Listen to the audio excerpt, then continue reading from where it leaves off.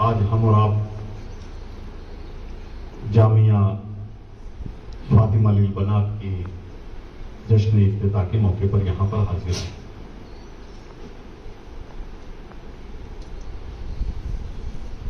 लील बनात जो है, इसका मतलब अरबी जबान में ये होता है लड़कियों के लिए, क्योंकि उर्दू लफ्ज बहुत से इस्तेमाल तो किए जाते हैं लेकिन आम लोगों के पल्ले नहीं पड़ते।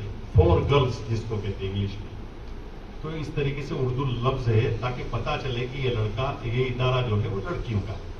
जामिया फातिमा लील बनात, यानी लड़कियों के लिए फातिमा नाम का ये जामिया है, मदरसा है।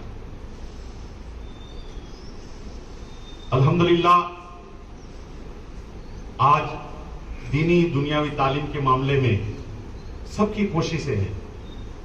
हर मुसलमान, समाज का जिम्मेदार, समाज के उलमा, समाज के मशाइख,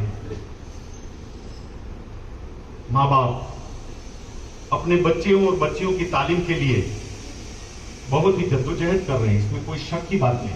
किसी को कामयाबी मिलती है, किसी को नहीं मिलती है, अलग बात है। और खास तौर पर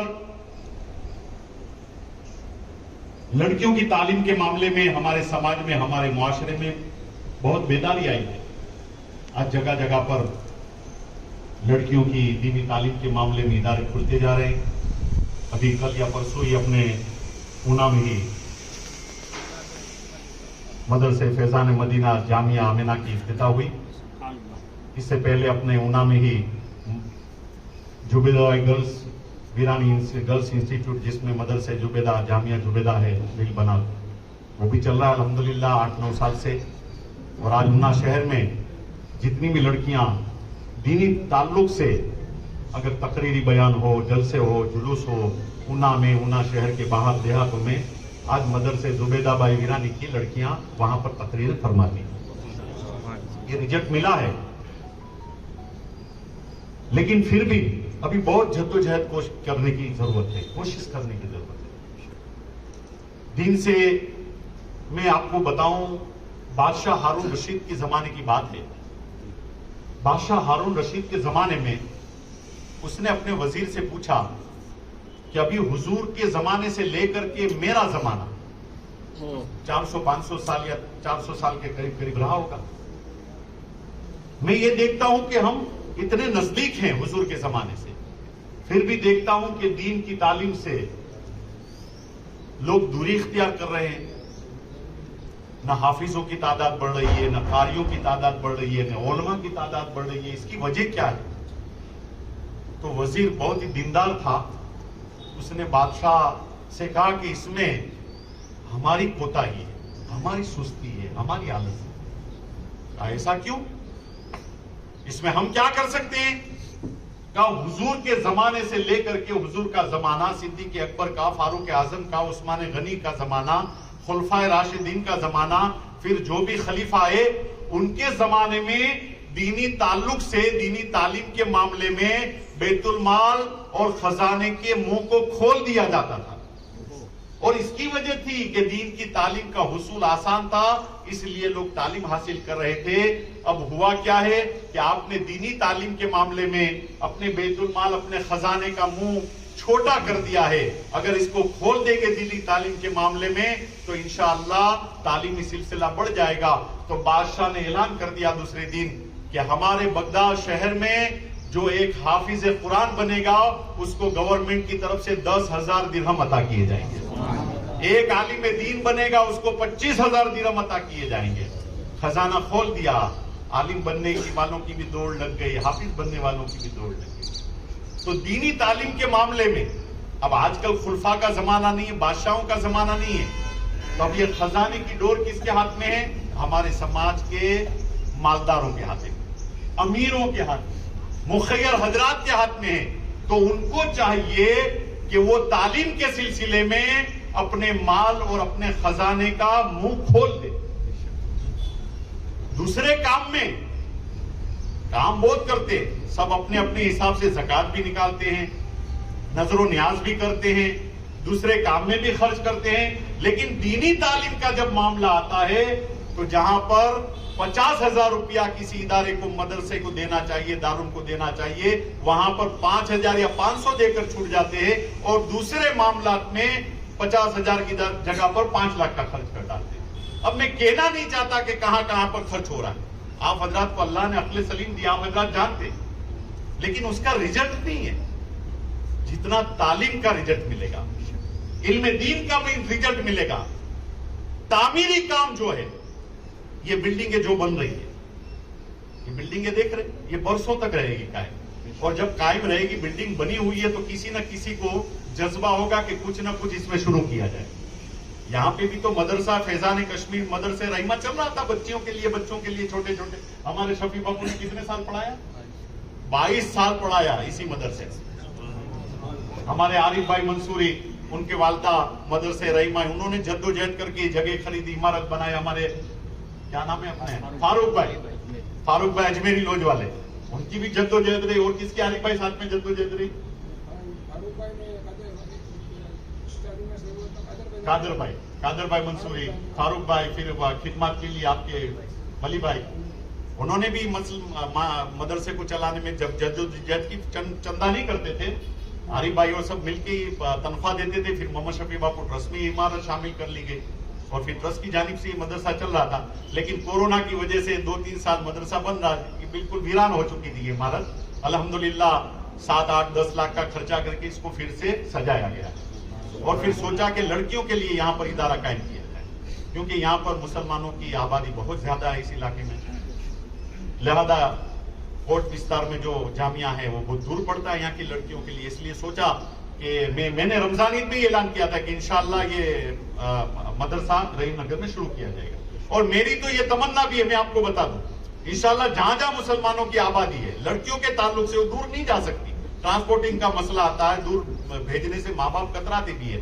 अब जितने आबाद, जैसे हमारा पाडा मार्ग का इलाका, वहां भी बहुत आबादी बढ़ गई है, वहां भी सोच रहा हूँ कि लड़कियों का इदारा खुल जाए।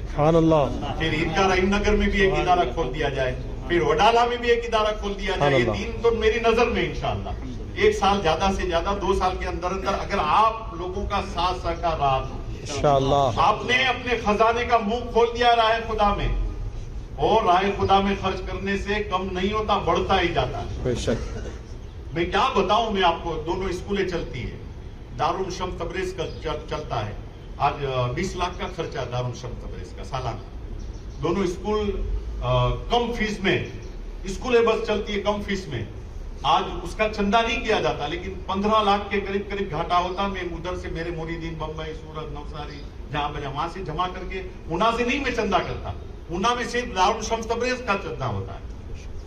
इसके अलावा और कोई इदारे के और स्कूल वगैरह के चंदे नहीं होते, और भी कामगिरी है, वो सब मैं मेरे हिसाब से जमा कर लेता हूं। आपके ऊपर ऊना वालों के लिए ज्यादा बोझ नहीं डालना चाहता, लेकिन ऊना वालों से एक गुजारिश करूंगा कि अल्लाह ने आपको दिया है तो शहर के पहले जो इदारे हैं, शहर में जो भी इदारे चल रहे हैं, मस्जिदें चल रही है, दीनी काम हो रहा है, उसको अपनी ज़कात और खैरात के 50% हिस्सा तो अपने गांव में ही देना चाहिए।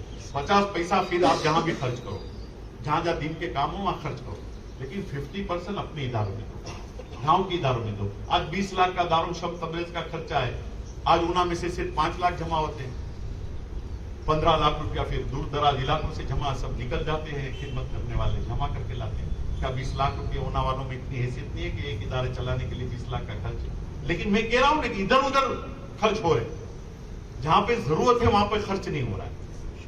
इसलिए बुनियादी काम पे खर्च कीजिए, तामीरी काम पे आप अपना पैसा खर्च कीजिए। जहां भी आप रहें वहां के इदारों के ऊपर, वहां के तालीमी मामले, एजुकेशन दीनी हो दुनिया में, वहां पे ध्यान दीजिए और खर्च कीजिए, तो इंशाअल्लाह हमारा समाज, हमारा माशरा दूसरी कौम के साथ कंधे से कंधा मिला सकेगा इंशाअल्लाह तबारक व तआला। अब बयान का कोई ज्यादा मौका नहीं, मेरी चंद बातें थी। इंशाअल्लाह ये जामिया फातिमा लिल बनात की इफ्तिताह हो गई, कल से एडमिशन शुरू हो जाएगा जवान बच्चों की। कम से कम उम्र 8 साल की रखी है, कम से कम उम्र, और ज्यादा उम्र कोई नहीं, चाहे 20 साल हो, 25 साल हो, 50 साल हो। हमारा अल्हम्दुलिल्लाह जामिया जुबेदा भाई वीरानी में 40 साल की भी औरत पढ़ रही है शादीशुदा, 60 साल की भी औरत पढ़ रही है, तालीम हासिल आलिमा बन रही है अल्हम्दुलिल्लाह। अल्हम्दुलिल्लाह ऊना शहर की बात करूं, सबसे ज्यादा अगर दीनी और दुनियावी तालीम में अगर किसी का सपोर्ट रहा है तो हाजी अब्दुल रहमान बिस्ती फैमिली का सपोर्ट रहा है। हाजी अब्दुल रहमान बिस्ती, हाजी उस्मान भाई बिस्ती मरहूम, अल्लाह उनको जन्नत में आला से आला मकाम अता फरमाए। बिल्कुल मेरे से कंधे से कंधा मिलाया। आज उनकी औलाद भी मेरे से कंधा, इकबाल भाई बिस्ती बैठे हुए, अकबर भाई बिस्ती बैठे हुए, कंधे से कंधा मिला ले। लेकिन दूसरे लोग भी अगर मेरे हाथ को मजबूत करे तो इंशाअल्लाह उन्हें को 4 चांद लग जाए इंशाअल्लाह। देखो वीरूना में क्या होता है इंशाअल्लाह। लेकिन जरूरत है कि ऐसे जैसे ये लोग है ऐसे सब लोग मेरा साथ देने के मामले में, और वो भी मैं ज्यादा नहीं, 50% आके आ जाओ मेरे पास। मेरे पास बहुत प्लानिंग है, बहुत ख्याल है कि क्या करना चाहिए कौम के लिए, कौम की भलाई के लिए, लड़कियों के लिए, लड़कों के लिए, समाज को सुधारने के लिए, माशरे को सुधारने के लिए, बुराइयां दूर करने के लिए बहुत प्लान है, बहुत प्लान है। लेकिन जरूरत है माल की। माल लेकर के आ जाओ, मैं आपको इंशाअल्लाह ऐसा काम बताऊंगा आपको कि कयामत तक आपको सवाब जारिया मिलता रहेगा, दुनिया में भी, और मरोगे तो कयामत तक आपको सवाब जारिया मिलेगा इंशाअल्लाह तबारक व तआला।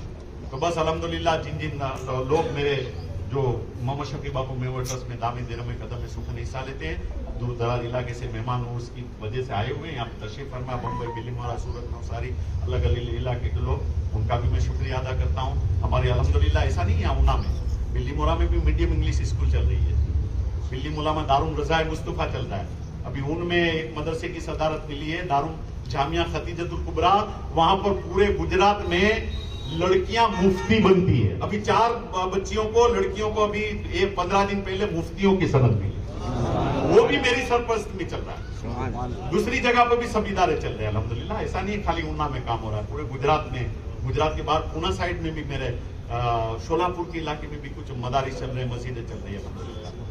तो ये बस अल्लाह बस कबूल करे, अल्लाह कबूल करे, जितनी जिंदगी है अल्लाह खिदमत ले रहे बस, और आप लोगों को भी अल्लाह तबारक व तआला अल्लाह